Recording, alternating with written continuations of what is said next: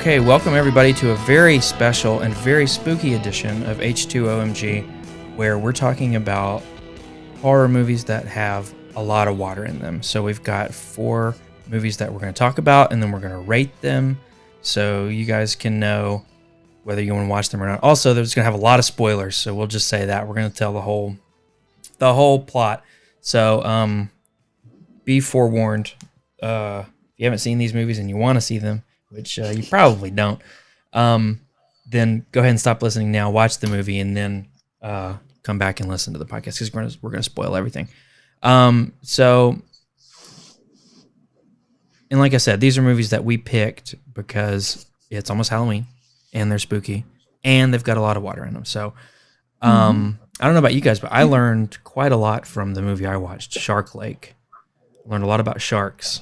So hopefully you guys learned some stuff too. But who wants to go first? I'll go first. Okay. So I watched 2 movies, and I think you watched one of them. Those 2. So it was The Last Breath and Solo.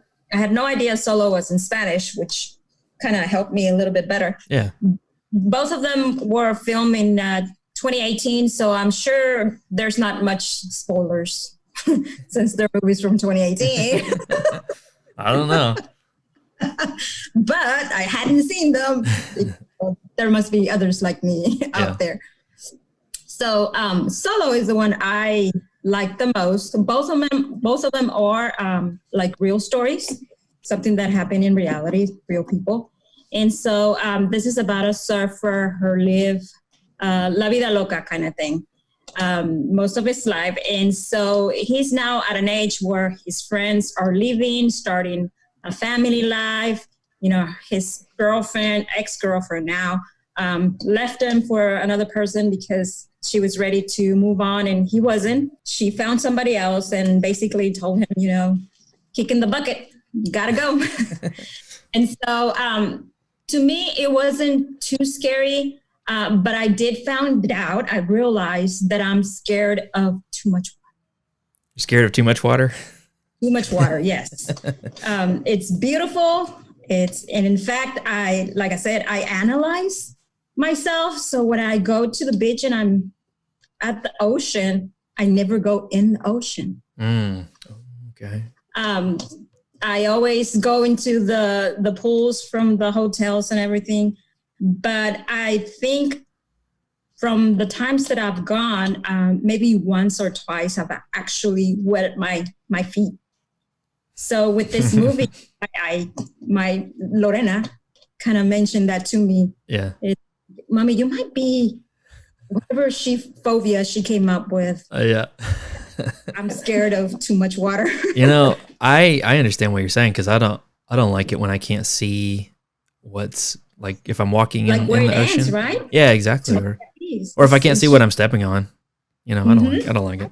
It's like a primal fear. And you know, it's like, because you're right. It's like anything can come from the ocean. Yeah. And exactly. I remember swimming in public pools in Fort Worth, Marine Creek Park, back in the 80s. And they had a huge pool. It's now been filled in and now they got the little fancy thing on the side. But I used to convince myself that there was a shark in that pool. Was it dirty? No, it was a great pool. It was super old school, had a diving board. You know, they don't allow that stuff anymore. Yeah. And but I'm just the mentality. I would just convince myself that there was a shark in there, even though, you know, it's chlorinated water. Yeah. There's no way there could be a shark in there. So I get it. You know, I just turned 36 and we went swimming this summer in a regular backyard swimming pool, crystal clear water, and I can still, if I just imagine it, I can still freak myself out by thinking there's something down there that's gonna get me. So like, it's I know exactly what you mean. So I came to that realization while I was watching the movie. So anyways, this guy is upset because he's basically losing everyone and everything that he knows up to now. So he's upset. He decides that he doesn't need anybody around him. And so he goes and tries to surf in a very secluded area. And as he is walking towards the the beach to start surfing, he has to go through a cliff. And as he's walking, he slips through the sand and keeps slipping until he gets to a cliff. And he stays there just hanging for a couple of minutes. And eventually he falls into the ocean.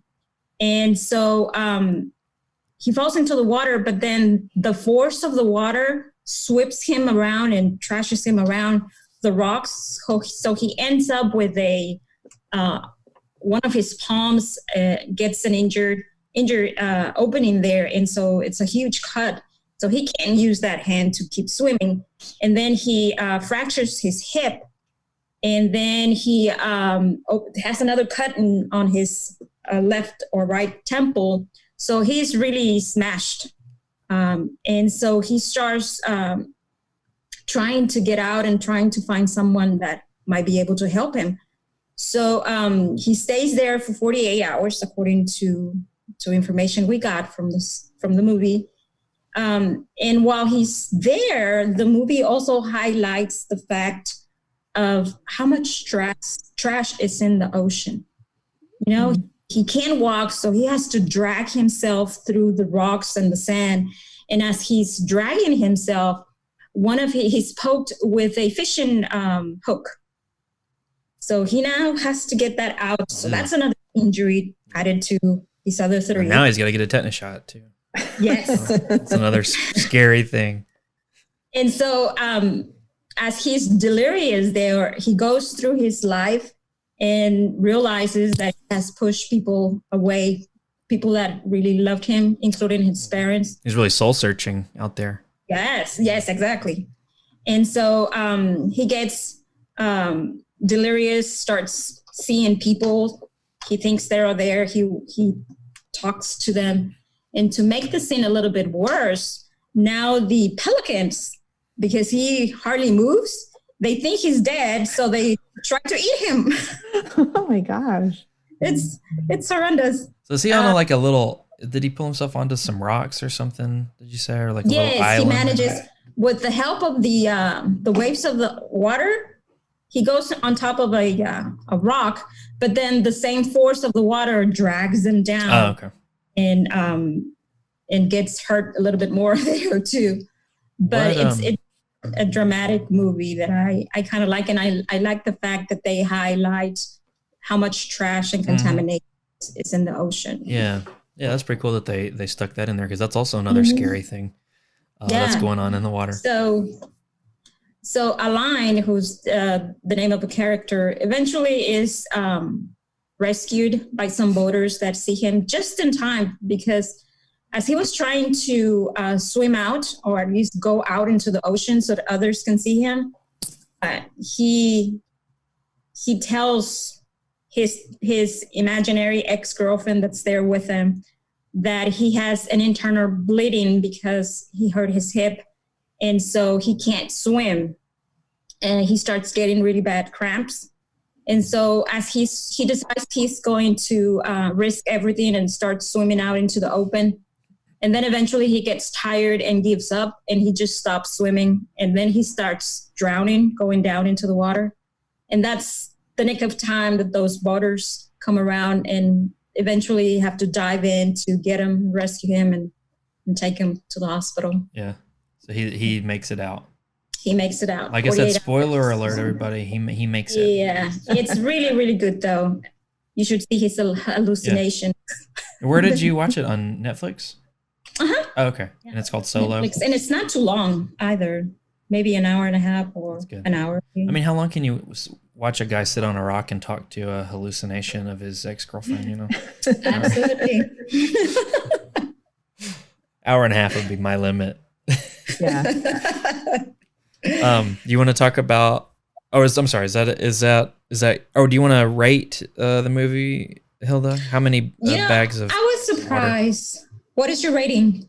Oh, how many bags of water would you give it? How many gallons of water, maybe?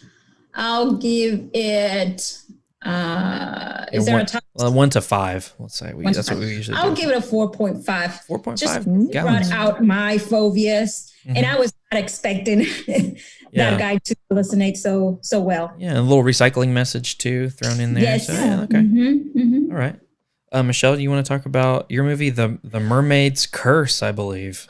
Yeah, no, I don't want to talk about it. Unlike Hilda's movie, which seemed to have, a plot and hey, let's keep people in suspense as to what your rating is going to be.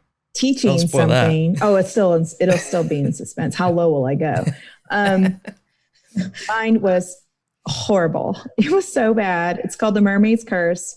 It's available. It's included if you have an Amazon Prime account. It's included.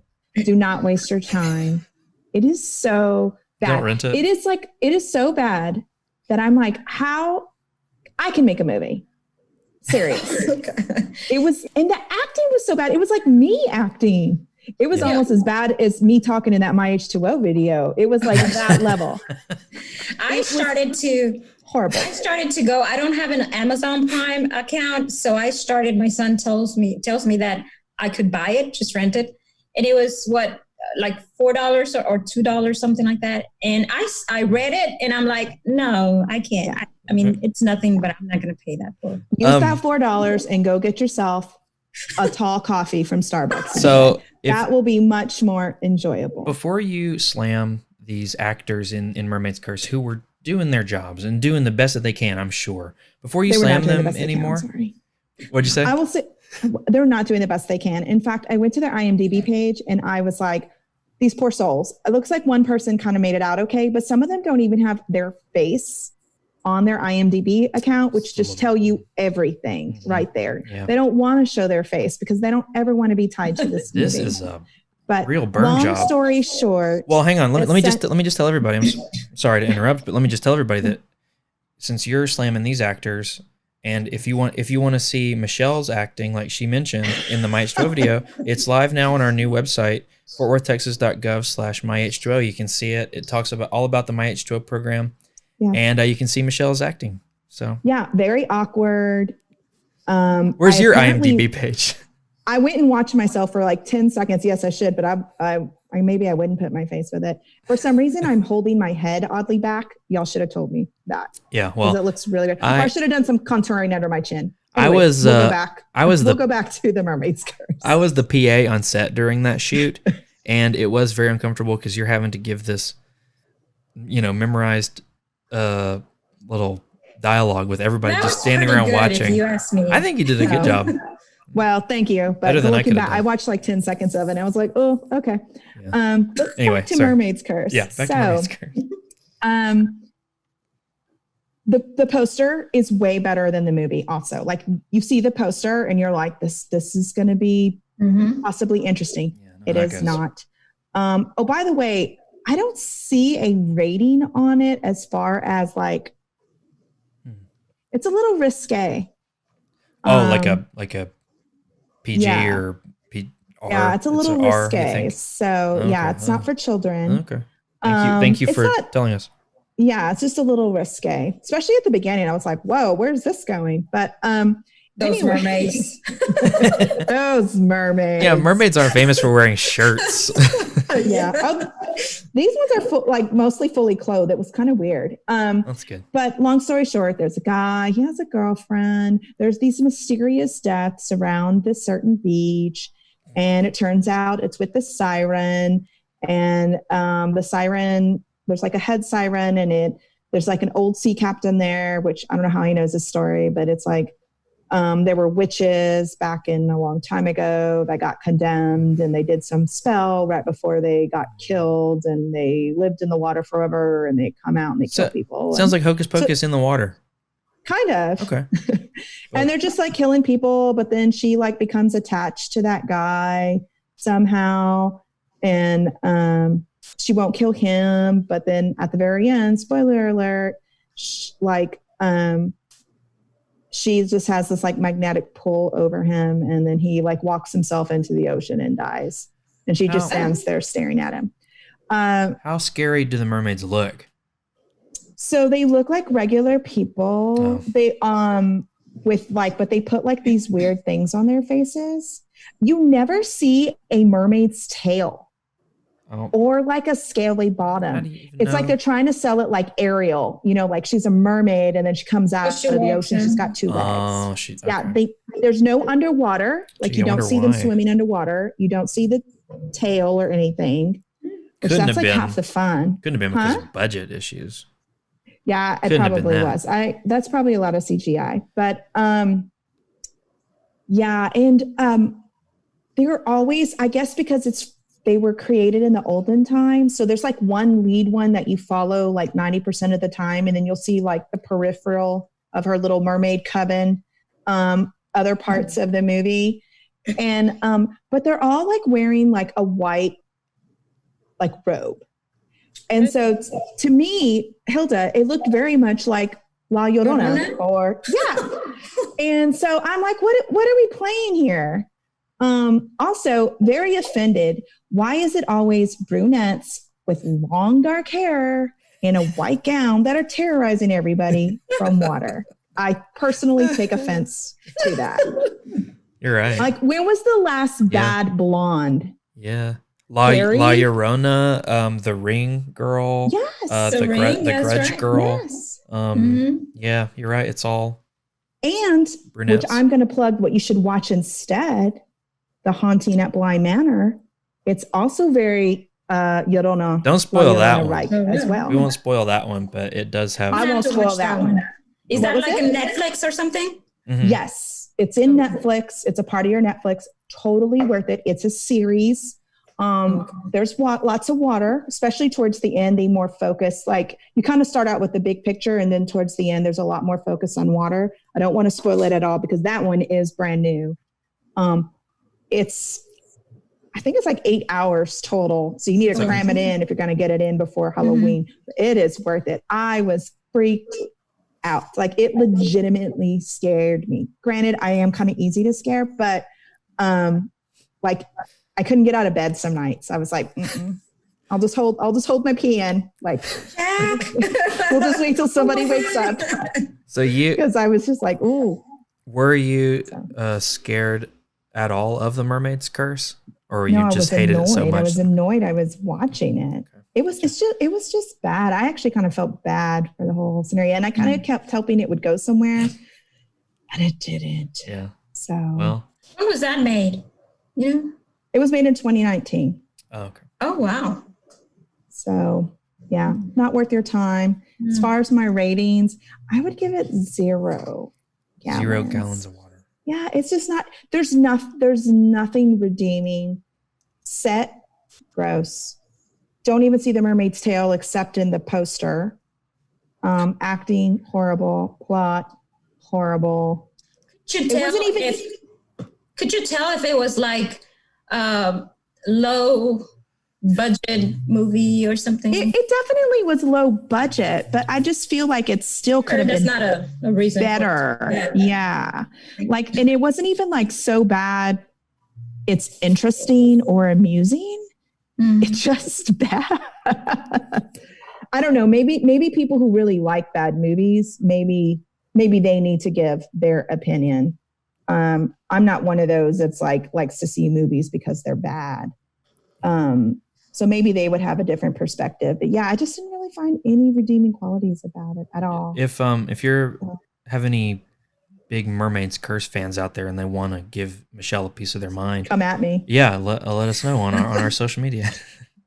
Yeah, sorry, y'all knew it wasn't good. So don't waste your time. Go spend 8 hours watching The Haunting of Bly Manor. Way better. And yeah, I'm sure I didn't watch The Mermaid's Curse, but I'm sure you're right. I'm not going to argue with you. I'll say it's a pretty big crime to have a movie about mermaids with a mermaid in the title and then not have a single fish tail in that whole movie. That's crazy. Yeah, that is crazy. You got to save some money in your budget for that because you got to put that in. That's my professional opinion. You gotta get the tail in. Yeah. Well, okay, so you gave it a rating. So far we've had 4.5 gallons for Solo, and we've had 0 gallons of water for The Mermaid's Curse. I'm going to be talking about a movie called Shark Lake from 2015. And so I don't even know. I wrote some notes down, but I didn't write down my rating of it. So as I read back through it, I'm going to decide live. So everybody's going to hear my rating live. This is going to be really exciting because even I don't know what it's going to be. So are either of you at all familiar with the work of Dolph Lundgren?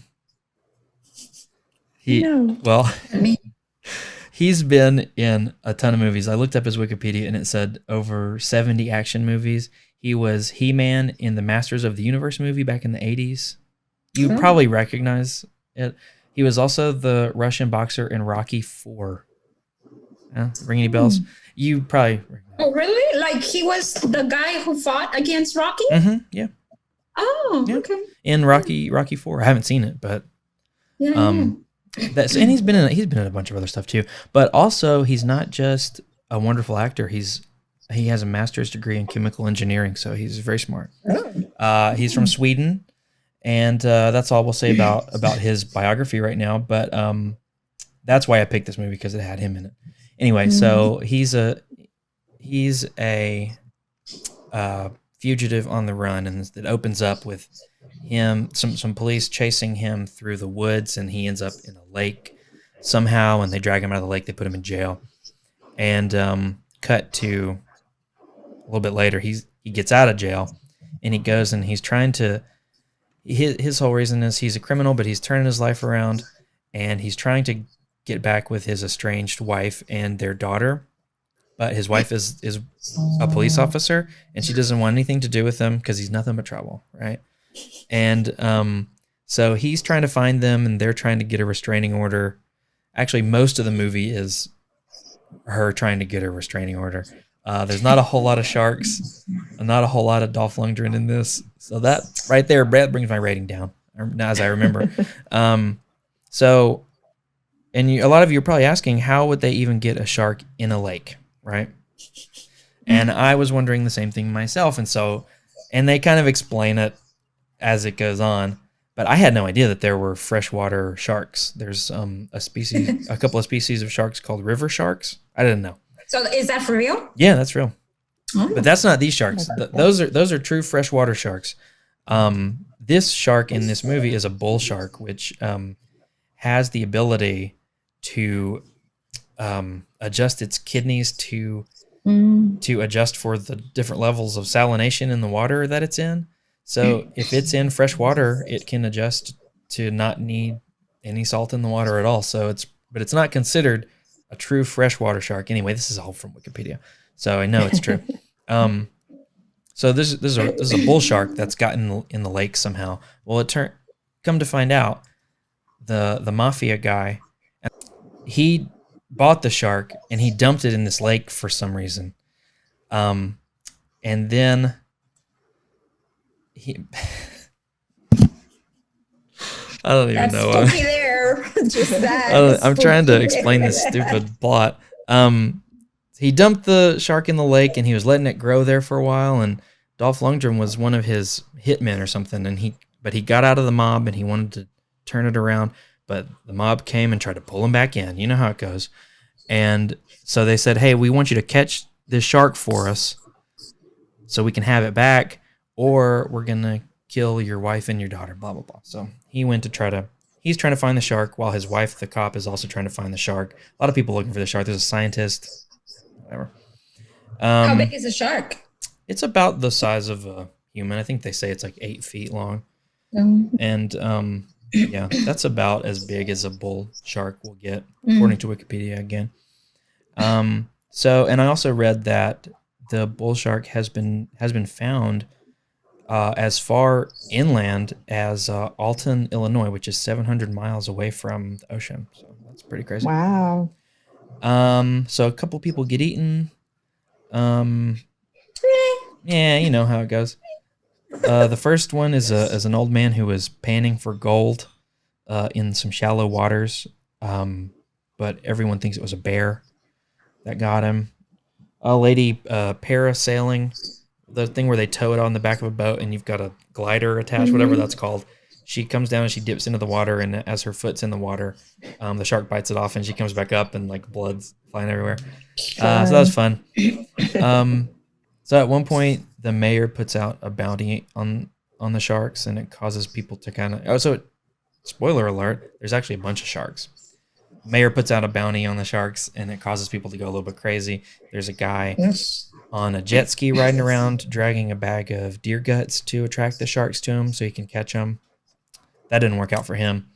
Bad idea. But my main complaint, other than the fact that Dolph Lundgren is barely in it, he was probably on set for a day. They did all his scenes, and then he, went back to Sweden or whatever.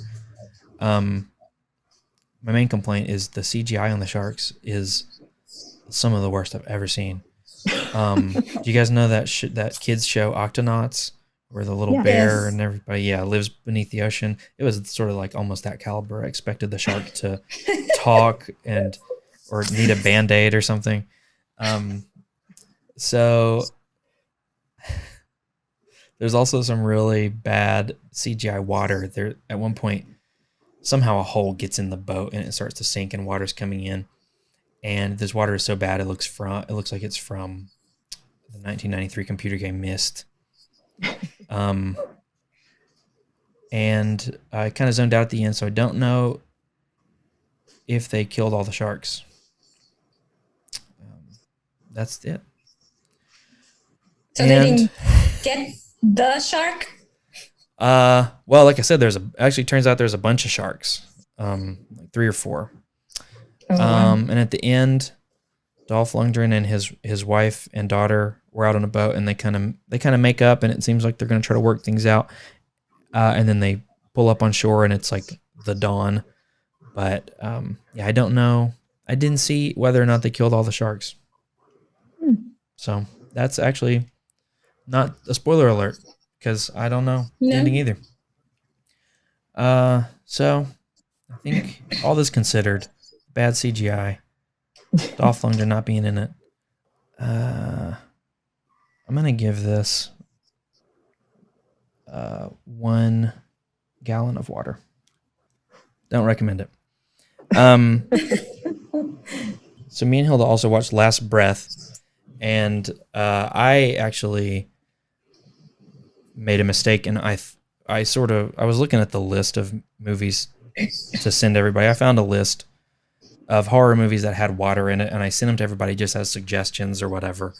And I put Last Breath on that list because I thought it was a horror movie, because I just read the description, and I didn't realize it was actually a documentary.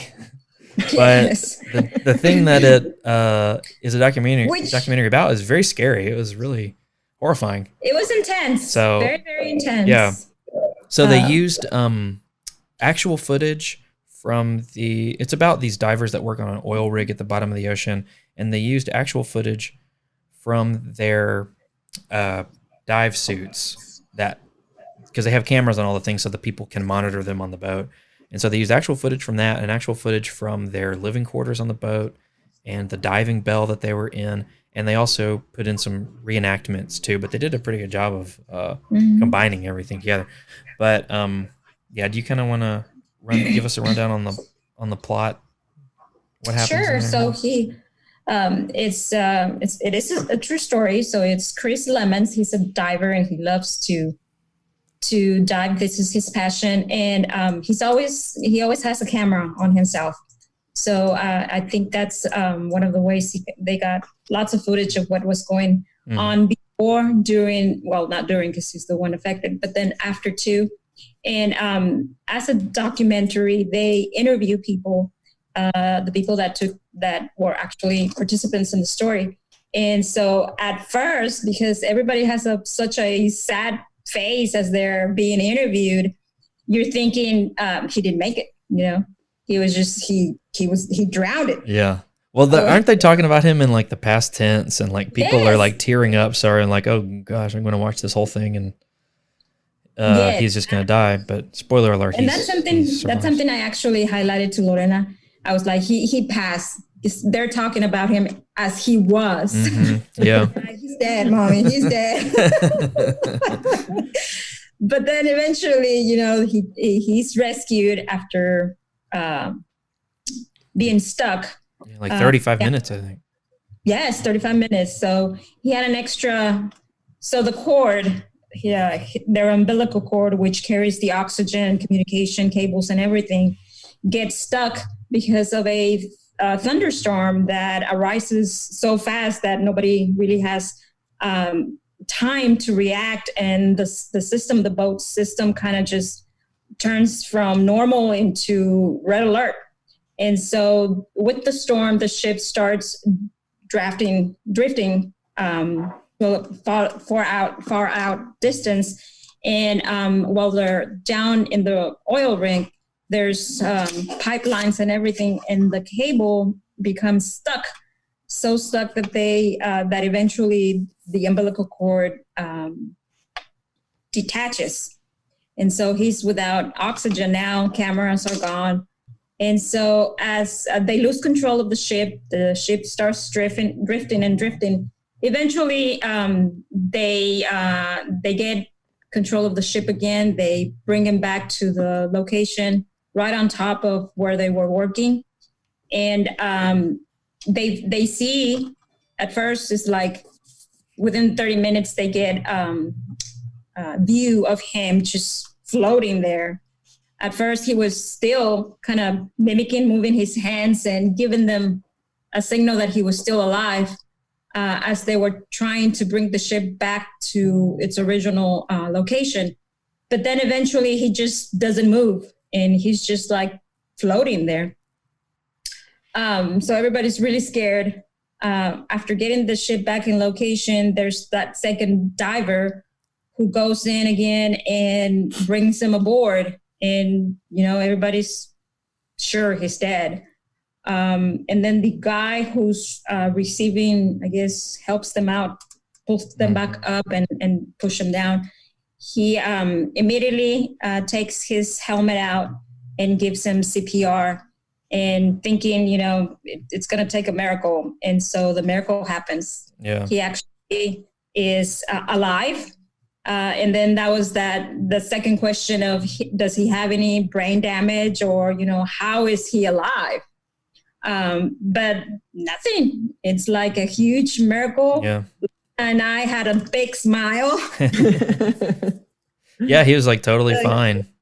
Mm-hmm. What I don't remember is, do they say at the end, does he still do that as a job, or did he? Yes, he still does. within 2 weeks. I think. Wow! Oh man, that's crazy. He goes back and he returns her to normal operations. Yeah. That's so nuts. This movie had this documentary had a lot of things, a lot of scary things that personally scare me. So like being underwater and being dark underwater and not being able to breathe. And when his umbilical cord broke and the ship left him because it was being pushed away by the wind and the waves, there's just basically nothing that he could do. Like Hilda said, he had a couple of little tanks of oxygen, but it was basically only enough to last him for, I think they said like 5 minutes, just enough to get back to the diving bell. So it's just crazy. And another thing that I thought was really cool about this is, they're working in pretty deep sea. This all took place in the North Sea, somewhere off the coast of Scotland, I think. I believe so. And, there's a pretty deep, I forget how deep these structures are under the surface, but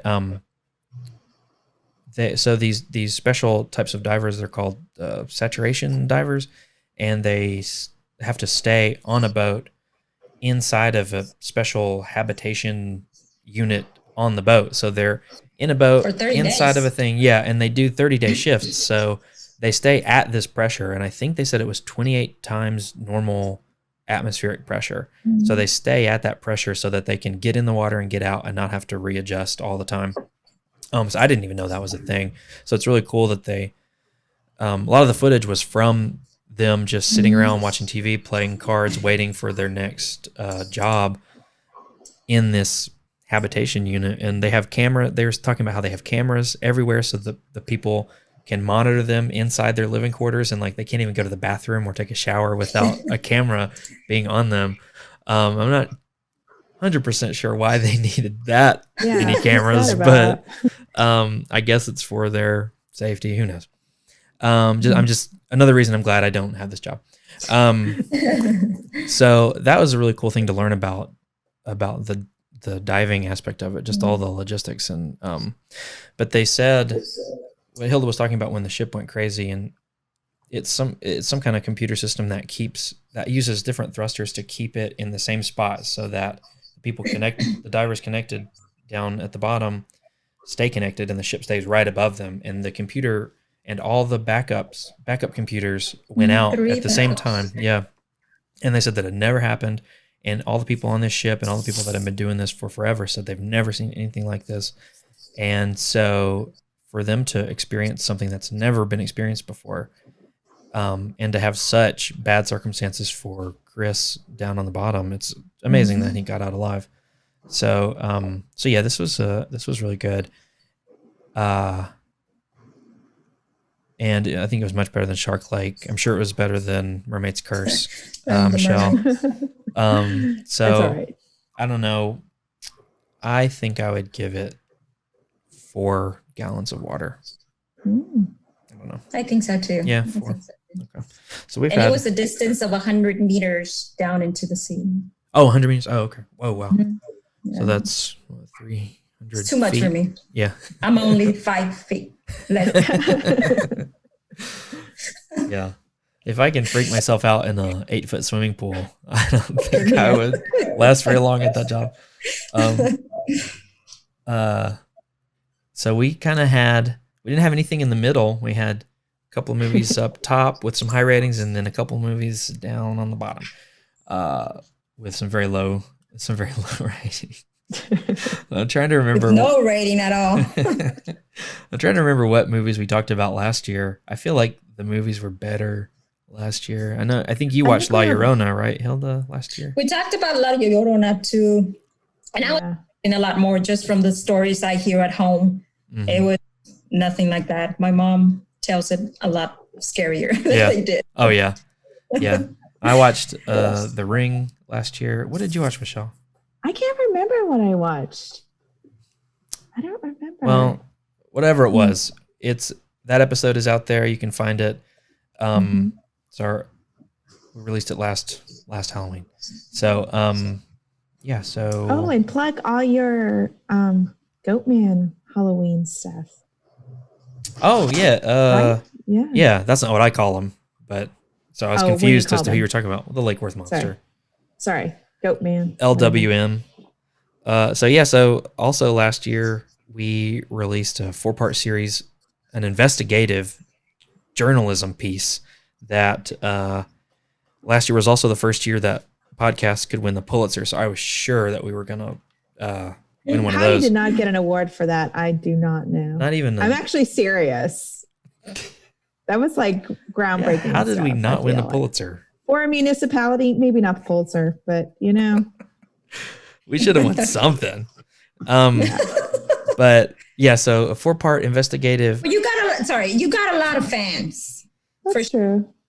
A lot of monster fans. Yeah. Yes. Yeah. There's a lot of Lake Worth Monster. If anybody listening has never heard of the Lake Worth Monster, listen to these episodes. Like I said, it's 4 parts, hard-hitting investigative journalism where I go out in the field back when we could meet with people in person, and I try to find the true source of the Lake Worth Monster. And I think I come to a pretty satisfying conclusion.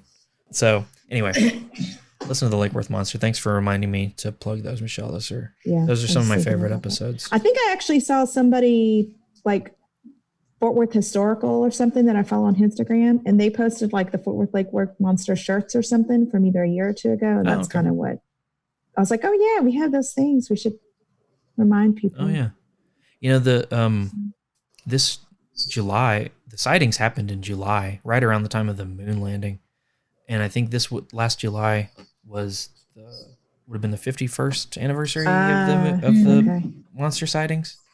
And I forgot to post about it, but Anyway, happy 51 anniversary. But yeah, I think. But why don't we invite people if they have really good scary movies that maybe we can talk about for next year, maybe that have lots of water elements in there. Maybe you can watch those. That's a wonderful idea. Yeah. So if anyone listening watches any scary movies that have water in them this Halloween or in between now and next Halloween, yeah, let us know. We have all the social medias. We have on Facebook, we're at Fort Worth Water in English, and we're at Fort Worth Agua in Spanish. And on Twitter, we're at FW Water in English and at FW Agua in Spanish. And then we have an Instagram, which is at Save FW Water. And we have a YouTube, and that's it. But yeah, you can reach us on any of those platforms, or you can always email us at wpe@fortworthtexas.gov, and with any of your suggestions, or just pretty much anything, questions about anything. So I think that's it. Thanks for watching these terrible movies and good movies. In me and Hilda's case, it was all for Halloween. And for our jobs, one of the fun Halloween. I think there's so few fun things right now. So that's very true. Yeah. So it was nice to have something else to complain about. So I'm okay watching a horrible movie. Well, then I've got a lot of time in your hands too. It's fun to complain about something frivolous as opposed to no toilet paper, all this other jazz, little stuff. That's so down. It's like this movie. Yeah. Much more fun. All right. Thanks guys. And thanks for listening, and remember to subscribe and give us a review on Apple Podcasts. Only if it's 5 stars though. It'll help us spread the word and get this podcast out to everyone. Thanks again. See you next time. See you next time. Bye.